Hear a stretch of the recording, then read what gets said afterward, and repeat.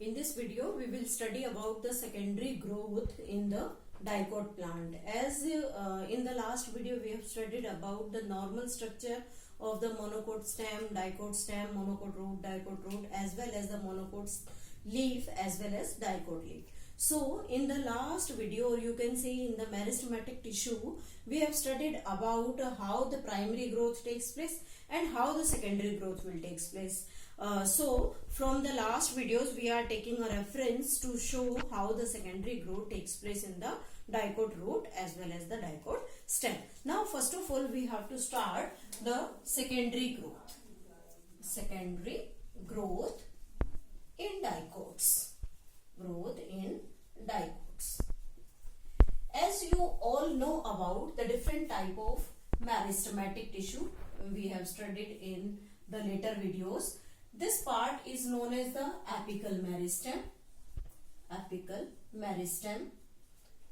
This is known as the intercalary. And this part means at the side of the base, or you can say the plant or the base, that is named as the lateral meristem.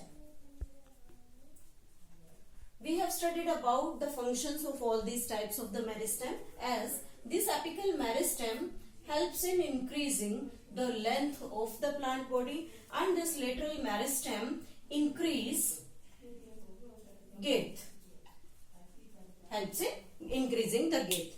So we can say that when the plant grow lengthwise due to the presence of this apical meristem, this growth is known as the primary growth. Primary growth. And when the girth increases, or you can say when the lateral meristem become active, the girth will increase. So this growth is known as the secondary growth. Secondary growth. In the last, or you can say the later videos, we have studied about the secondary growth a little bit, that is the parenchyma cells you can say lose their identity to divide, but at certain places if they require, they will start their division again and take part in the secondary growth, as we have studied about the cambium ring present in the vascular bundle. Now let's we start about the secondary growth. So the first one is vascular cambium. Vascular cambium. What is this vascular cambium is known as? As you know, when we draw the conjoint or the open vascular bundle, then this part shows a sheath-like structure between it, which is known as the cambium ring. Cambium ring. And this cambium ring separating the xylem as well as the phloem. So this xylem is present towards the pith portion, or you can say towards the center, and this is known as the phloem, which present towards the peripheral part. This is the open vascular bundle in which the secondary growth will takes place. Now when we start about the vascular cambium, then we can say that the meristematic tissue is responsible for cutting this xylem and phloem on the both sides.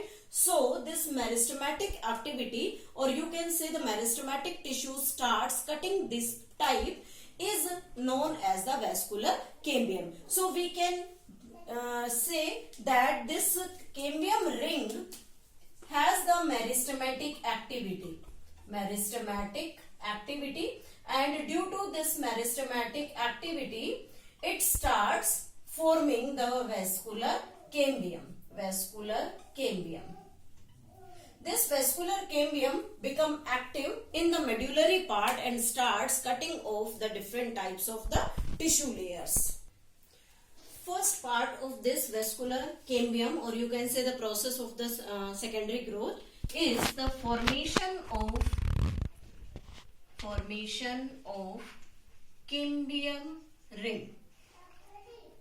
Cambium ring means here is the formation of cambium ring in complete vascular bundle, or you can say the complete ground tissue. How we can show it diagrammatically? So first of all we are drawing here the only vascular bundle present in it. This vascular bundle consisting of the tissue like this. We are taking here the polyarc condition to show it regularly, consisting of the xylem towards the center and phloem towards the peripheral region. Then how we can separate it? By the formation of the cambium ring. Each vascular bundle has its own cambium ring in it. These all having their own cambium ring present in it. So we can say that all the vascular bundle having their own separated cambium, and this vascular bundle is known as conjoint and open vascular bundle. Now we are labeling here the diagram. We can say that this is the cambium ring. Cambium ring. This part is known as the primary phloem. This is known as the primary xylem part, because in that section till now secondary growth is not started here. So we can say that there is a separate tissue present in it that is named as, this is known as the medullary rays. Medullary rays means the tissue present between the adjacent vascular bundle is known as the medullary rays. Now what happens here during the formation of the cambium ring? What happens during this formation of cambium? This cambium is present separately in all the vascular bundle. So this cambium ring is known as intrafascicular cambium. Fascicular cambium ring. And when the meristematic activity starts here, then this cambium ring starts dividing. So it extends towards this medullary part. This starts dividing, extend towards this medullary, and again this also divides.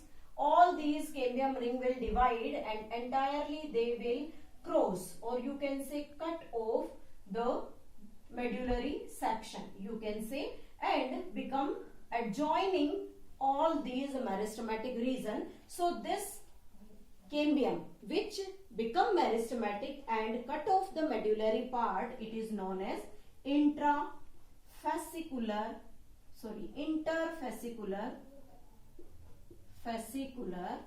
cambium ring.